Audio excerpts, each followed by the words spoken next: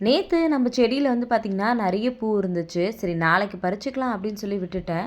காலையில விளக்கெல்லாம் ஏத்திட்டு வெளியில போயிட்டு பூ பறிக்கலாம் அப்படின்னு சொல்லி போனா, பார்த்தா மழை பெஞ்சிருக்கும் போல. லேசா தூறலோட மழை வந்து பெஞ்சுட்டே தான் இருந்துச்சு.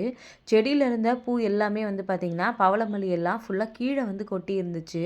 இந்த பவளமல்லி செடியில எப்போ பூ பூத்திருந்தாலுமே, ஒரு நாள் எடுக்கல அப்படின்னா, ஃபுல்லா வந்து கீழ இந்த மாரி ஃபுல்லாவே வந்து கொட்டிடுது. இவ்ளோ பூ வேஸ்ட்டா போச்சுன்னு கொஞ்சம் கஷ்டமா தான் இருந்துச்சு. அப்படியே வந்து பார்த்திங்கன்னா, நித்தியமல்லியுமே வந்து பூத்து இருந்துச்சு. சரி அதையாவது எடுக்கலாம் அப்படின்னு சொல்லிட்டு, இருந்த நித்தியமல்லி பூ எல்லாத்தையுமே வந்து பறிச்சாச்சு. இப்போ வந்து பார்த்திங்கன்னா, நம்மளோட செடியில சங்குப்பூ வந்து பூக்குது. இது வந்து நம்ம செடியெல்லாம் வைக்கல.